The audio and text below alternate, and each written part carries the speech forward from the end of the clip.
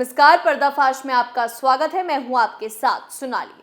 प्रभु श्री राम का मंदिर तेजी से बन रहा है। अयोध्या में भगवान राम का मंदिर जल्द से जल्द तैयार हो जाए, ये करोड़ों भक्त चाहते हैं। लेकिन राम मंदिर को अभी भी कुछ कट्टरपंथी पचा नहीं पा रहे। समय समय पर वो हिंदुओं को धमकाते हैं, मुस्लिम शासन फिर आएगा, ऐसी धमकियां देते हैं। और दूसरी तरफ ये बिकी हुई मीडिया उनको उनका हक रखने की बात करती है।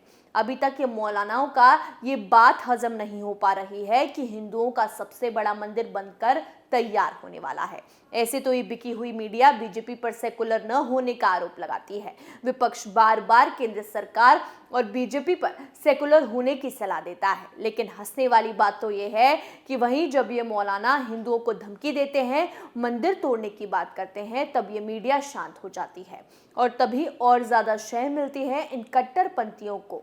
आज पर्दाफाश करेंगे इन कट्टरपंथियों का, जो बेशर्मी की हदें बार बार पार करते हैं। आज उन मौलानाओं का पर्दाफाश करेंगे जो ओवैसी की शय पर राम मंदिर को तोड़ने की बात करते हैं। तो चलिए शुरू करते हैं। देश में लोकतंत्र और कानून की दिन रात दुहाई देने वाले कट्टरपंथी न्यायालय के आदेश को दरकिनार करते हुए अयोध्या में राम मंदिर निर्माण को पचा नहीं पा रहे।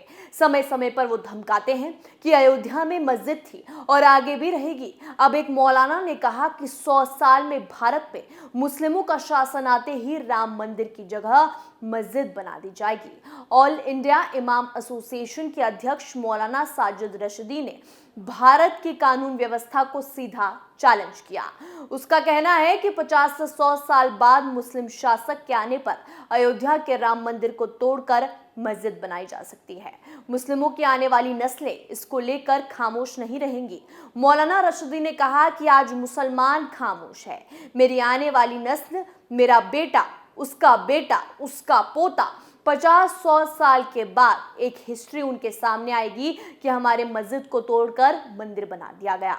उस वक्त हो सकता है कि कोई मुस्लिम शासक हो, कोई मुस्लिम जज हो या मुस्लिम शासन आ जाए।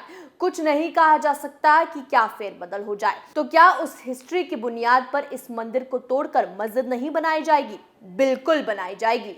मौलाना ने आगे कहा कि इस देश की एक हिस्ट्री लिखी जाएगी और हिस्ट्री ये लिखी जाएगी कि 1992 में बाबरी मस्जिद को तोड़ा गया और उसके बाद उस वक्त के प्रधानमंत्री ने जाकर राम मंदिर का शिलान्यास किया था, जो कि संविधान के बिल्कुल विरुद्ध था। मुस्लिम वक्ता रशीदी के बयान को व्यक्तिगत बताकर उसके खतरनाक इरादों की गंभीरता को कम करने का प्रयास कर रहे थे।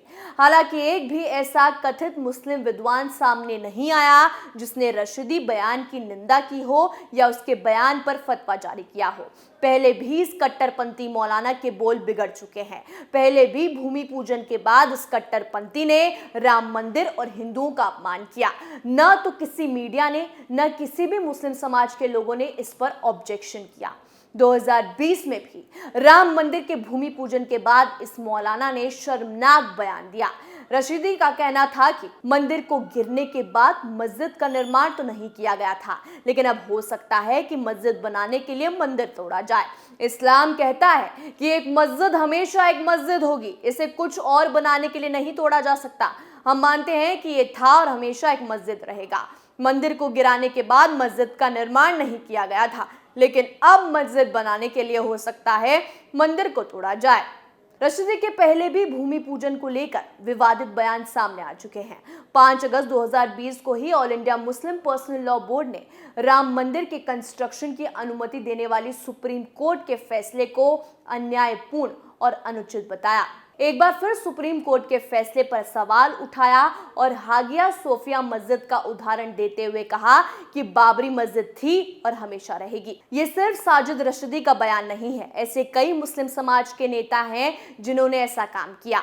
AIMIM चीफ असदुद्दीन ओवैसी ने बार बार कहा कि अयोध्या में बाबरी मस्जिद थी, है और रहेगी इंशाअल्लाह। उन्होंने यहाँ तक कि मुस्लिम अपनी आने वाली नस्लों को बताएंगे कि वहां मस्जिद को शहीद करके मंदिर बनाया गया था।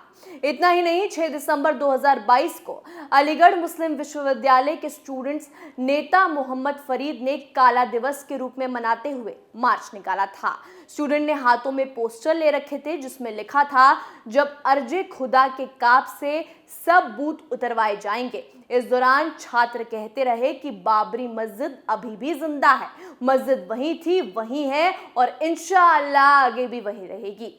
जाहिर सी बात है कि मौलाना साजिद रशीदी वही बात कह रहे हैं जो मुस्लिमों की राजनीति करने वाले नेता ओवैसी कह रहे हैं और अलीगढ़ मुस्लिम विश्वविद्यालय में पढ़ने वाले मुस्लिम स्टूडेंट्स कह रहे हैं। इसलिए इसे सिर्फ एक व्यक्ति का बयान कहकर नहीं टाला जा सकता, इसके पीछे कुछ गहरी साजिश हो सकती है। पीएफआई के साल 2047 तक भारत को इस्लामी मुल्क बनाने वाले टूल किट जैसा। न जाने सेकुलर गैंग को राम मंदिर से क्या परेशानी है। इनका सेकुलरिज्म सिर्फ और सिर्फ एक धर्म को लेकर है। इसका सबसे बड़ा एग्जाम्पल है नुपुर शर्मा का बयान। जैसे ही नुपुर शर्मा ने बयान दिया था, ये तमाम सेकुलर गैंग खड़ा हो गया था। कन्हैया लाल की हत्या हुई और न जाने कितने बेगुनाह लोग मारे गए, लेकिन गलती तब भी इस सेकुलर गैंग को नुपुर शर्मा की दिखाई दी, हत्यारों की नहीं। और दूसरी तरफ ये मौलाना हर रोज नई नई बात करते रहते हैं। हिंदुओं को गाली दें, मंदिर तोड़ने की बात कहें, सब चलेगा, लेकिन अपनी कौम पर बात आई तो ये लोग हथियार उठा लेते हैं और मार धाड़ पर उतर आते हैं। इन लोगों को शह मिलती है तो सिर्फ और सिर्फ ओवैसी जैसे नेताओं से। बार बार मंदिर के खिलाफ बोलते हैं। इसमें गलती अकेले मौलानाओं की भी नहीं है, बल्कि विपक्ष में बैठे कांग्रेस जैसी पार्टियां जो वक्त आने पर भगवान राम को याद करती हैं, उनकी भी गलती है। कांग्रेस नेता सलमान खुर्शीद ने राहुल गांधी की तुलना हिंदुओं के आराध्य भगवान श्री राम से हाल ही में की थी। सलमान खुर्शीद जैसे नेता सिर्फ वक्त आने पर ही भगवान को याद करते हैं। जहां तक सलमान खुर्शीद की बात है तो इससे पहले उन्होंने सनराइज ओवर अयोध्या नामक बुक लिखकर हिंदुत्व और हिंदुओं पर निशाना साधा था। उन्होंने हिंदुत्व की तुलना आईएसआईएस जैसे आतंकी संगठन से की। उन्होंने बोको हराम जैसे आतंकी संगठन के समक्ष हिंदुत्व को बताया था। ये सब चीजें पूर्व में जो कांग्रेस नेता कर चुके हैं, आज उन्हें अगर श्री राम याद आ रहे हैं तो उनसे सवाल पूछा जाना चाहिए कि जिस पार्टी की सरकार ने भगवान श्री राम को काल्पनिक बताया था, आज उन्हें कैसे यह आभास हुआ कि श्री राम काल्पनिक नहीं है बल्कि वो साक्षात भगवान है। जहां तक उत्तर प्रदेश में राहुल गांधी की भारत जोड़ो यात्रा के एंट्री के मौके पर दिए गए सलमान खुर्शीद के बयान की बात है तो ये जग जाहिर है कि अयोध्या में भगवान राम का भव्य मंदिर न बने, इसके लिए अगर किसी पार्टी ने प्रयास किया तो वो कांग्रेस है।